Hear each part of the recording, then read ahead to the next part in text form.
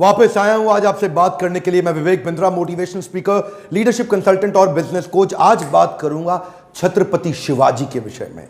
मराठाओं के दिल में बड़ी गहरी जगह बनाई। 1630 में जन्म लिया। 19 फरवरी पिता शाहजी भोसले, मां जीजाबाई। पिता शाहजी भोसले तो उस समय मुगलों की सेवा में लगे हुए थे, जो ज्यादा उस समय अवेलेबल नहीं रहा करते थे। तो मां जीजाबाई जिन्होंने ज्यादा समय बिताया छत्रपति शिवाजी के साथ में। शिवाजी छोटा सा बच्चा, उसको बचपन से ही महाभारत से लेकर रामायण तक, रामायण से लेकर भगवत गीता तक और सारी पौराणिक कथाएं उनको सुनाया करती थी। असर क्या हुआ, छोटी उम्र से ही एक स्वाभाविक नेचुरल लीडरशिप शिवाजी के अंदर दिखने लगी। छोटा सा बच्चा, लेकिन वहीं पे मावल नाम की एक जगह, एक स्थान जहां पे कई गांव हुआ करते थे, जो पुणे के नजदीक था। आज का जो पुणे है ना महाराष्ट्र में, उधर ही मावल के पिछड़े और गरीब लोग, लेकिन वो उनमें साहस बहुत था। तभी शिवाजी ने देखा, 12-15 साल की उम्र में उसने देखा, वहां पे 3 साल उन जंगलों में वहां घूमता रहा, लोगों के बीच में रहा। तो उसने देखा ये लोगों में ताकत बहुत है, शक्ति बहुत है, पर ये अनगाइडेड मिसाइल है। एक दिन उसने सारे दोस्तों को और वहां पे गांव के कई लोगों को इकट्ठा किया और उनको क्या बताया कि मराठाओं को मुगलों के नौकर के रूप में जाना जाता है।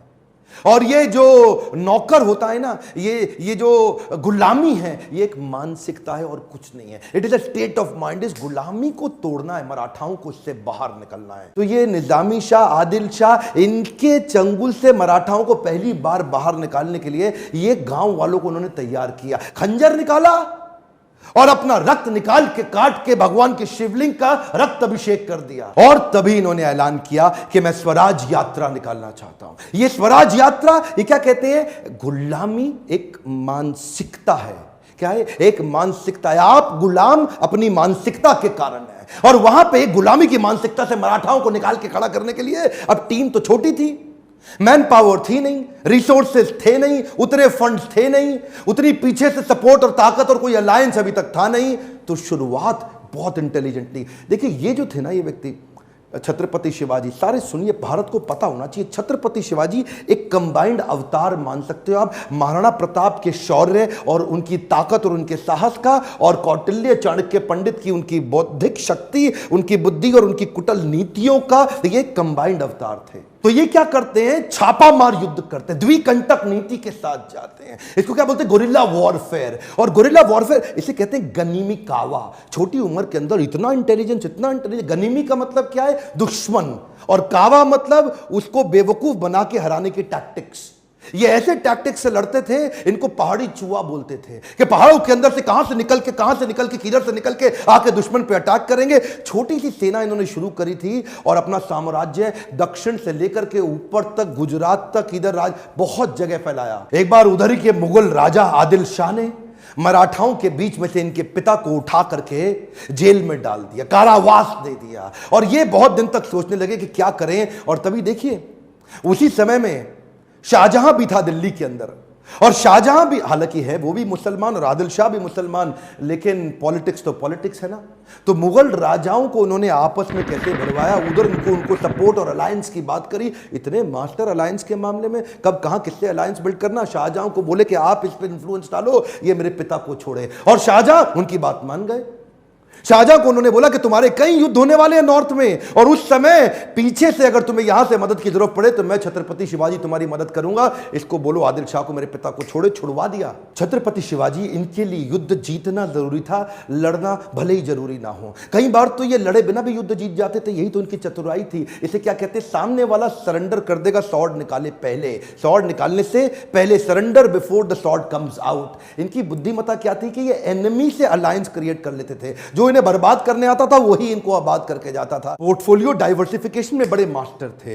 ये नहीं कि एक ही जगह लगे रहे, साथ साथ पैरेलल लीडरशिप बिल्ड करते थे। उधर कोंकण कोस्टलाइन के पास में, जो आज का गुजरात है, महाराष्ट्र है, आज का गोवा है, आज का नीचे तक कर्नाटक है, ये पूरी कोस्टलाइन पे इन्होंने एक नेवी बिल्ड करी, नेवी की सेना, समुद्री सेना को तैयार किया। एक्चुअली छत्रपति शिवाजी को फादर ऑफ इंडियन नेवी भी बोला जाता है। और एक और बात आप सीखते हैं, preparation of scenario analysis. Scenario analysis का मतलब क्या है, आने वाले समय में सिनेरियो ए होगा तो मैं ऐसे लड़ूंगा, बी होगा तो ऐसे लड़ूंगा, सी होगा तो ऐसे लड़ूंगा। सिनेरियो की तैयारी पहले रखनी चाहिए। उस समय वहां का तानाशाह आदिल शाह, जो उस समय तक शिवाजी से बहुत तंग आ चुका था, बहुत परेशान हो चुका था। इन्होंने अपने सबसे बड़े सेनापति, सबसे चीफ जनरल अफजल खान को भेजा कि अफजल खान इसको खत्म करके आओ किसी तरीके से। अफजल खान जानता था शिवाजी एक ईमानदार आदमी है, तो उसको एक प्रपोजल भेज दिया, शिवाजी मैं तुमसे अकेले मिलने आऊंगा, संधि करना चाहता हूं, अकेले मिलोगे मुझसे? शिवाजी बोले ठीक है, अकेले मिल लेते, मुझे कोई समस्या नहीं। अफजल खान ने बोला नियम यह है, ना तुम्हारे पास कोई सेना, ना मेरे पास कोई सेना, मैं भी अकेला, तुम भी अकेले, ना तुम्हारे पास कोई अस्त्र शस्त्र, ना मेरे पास कोई अस्त्र शस्त्र। अफजल खान जानता था छत्रपति शिवाजी एक बड़े ईमानदार व्यक्ति हैं, हाँ बोल देंगे तो ऐसे ही बिना शस्त्र के खड़े भी हो जाएंगे। उनसे 2.5 गुना लंबा चौड़ा अफजल खान आकर के गले मिलने लगा शिवाजी से। अब छोटे से शिवाजी और पीछे से खंजर निकाल करके पीठ में घुसा दिया। प्रिपेयर्ड थे पहले ही, शिवाजी पहले ही प्रिपेयर्ड थे। एक ऐसी लोहे की उन्होंने बुलेट जैकेट पहनी होती, पावरफुल, उन्होंने ऐसी जैकेट स्टील के अंदर बना रखी थी जिससे कितने भी खंजर डालो अंदर घुसे नहीं, लेकिन दिखाई नहीं पड़ता था। वो जानते थे कि ऐसा हो सकता है, ईमानदारी पूरी रखते लेकिन प्रिपरेशन भी रखते। इसको बोलते हैं सिनेरियो अगर सी निकल आया तो उसकी प्रिपरेशन भी रहे।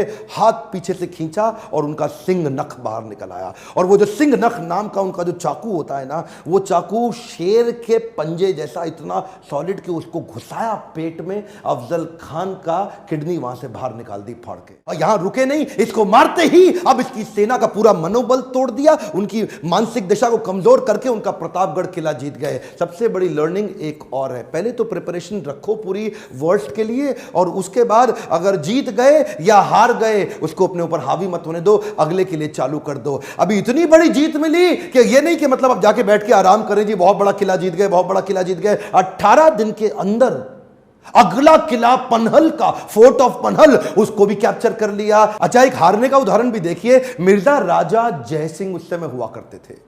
अब इन्होंने मुगल लोगों ने राजा जयसिंह को मिर्जा बना लिया था, अपने साथ जोड़ करके अपनी सेना में ले लिया। एक दफा मिर्जा राजा जयसिंह ने इनको एक युद्ध में हराया और इनसे पुरंदर की ट्रीटी साइन करा ली। पुरंदर की ट्रीटी साइन कराते वक्त इनके 23 किले इनसे छीन लिए गए, और 23 किले अब इनके हाथ से निकल गए। वो उनके लिए हार थी, हाँ हार थी, लेकिन हारने के बाद भी नहीं रुकते। ये क्या किया, come on bounce back, come on, क्या याद है ना आपको, बाउंस बैक। और कैसे बाउंस बैक किया, पुरंदर की संधि में 23 किले हाथ से निकल गए, हाँ निकल गए, लेकिन रुकना तो है नहीं। अगले कुछ सालों के अंदर 23 किले हारे पर 360 किले और जीत गए। 360 किले इन्होंने जो फोर्ट होते हैं ना, कई मैंशन, एक के बाद एक के बाद। इनकी लड़ाई किसी भी प्रकार से किसी धर्म के अगेंस्ट नहीं थी, इनकी लड़ाई थी मराठाओं की रक्षा करने के लिए। ये मराठाओं के लिए खड़े, ये मुसलमानों के अगेंस्ट नहीं, मुगलों के अगेंस्ट थे। वो मुगल जो विदेश से आए उनके अगेंस्ट थे, क्योंकि मुसलमान तो उनकी टीम में बहुत सारे थे।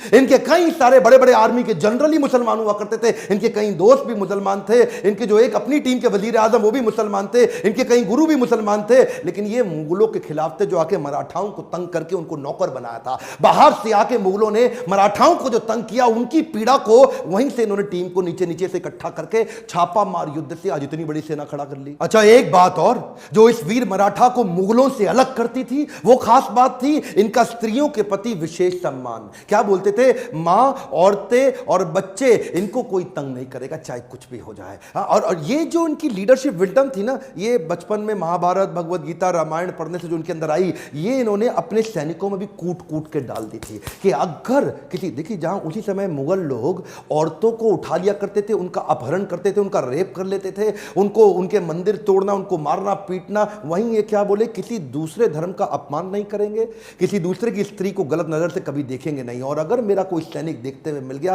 तो उसको खत्म कर दूंगा। इन्होंने वो वैल्यूज अपनी टीम के अंदर डाल दी। इनकी ये क्वालिटी ने इनको इतनी रिस्पेक्ट अर्न करी, इतनी रिस्पेक्ट अर्न करी कि लोग अपनी जान देने लग गए। इस वीर मराठा की कथा मैं चाहता हूं पूरे देश तक पहुंचे। आज अगर आप में थोड़ा सा भी आप में इच्छा है कि हमारे देश के इस इतिहास को कोई भूल ना जाए, इसको व्हाट्सएप पे फैला दीजिए। हर मराठा की जिम्मेदारी है कि इसको देश तक पहुंचाएं और लोगों को पता चले वीर छत्रपति शिवाजी के विषय में। कई बार मैं मुंबई आता हूं, पुणे आता हूं, औरंगाबाद, नागपुर आके अपने मोटिवेशनल सेमिनार या लीडरशिप फनल के प्रोग्राम करता हूं, देखता हूं कि मराठा लोग इतने ईमानदार कैसे हैं। छत्रपति शिवाजी के विषय में जान करके और सम्मान बढ़ गया मेरी नजरों में मराठाओं का। अगर अच्छा लगा आपको यह वीडियो तो जरूर लाइक करिए उत्साह बढ़ाने के लिए। और छत्रपति शिवाजी से आपने क्या सीखा, नीचे कमेंट बॉक्स को भर दीजिए, बताइए नीचे आपने क्या सीखा, आपका क्या विचार है, आपको वीडियो कैसा लगा, और क्या आप किसी और के विषय में, इतिहास में किसी बड़े लीडर के विषय में जानना चाहते हैं, सीखना चाहते हैं। सब्सक्राइब कराइए, अपने आसपास कम से कम 2 4 10 20 लोगों से, ताकि उनको ऐसे पावरफुल वीडियो मिल सके,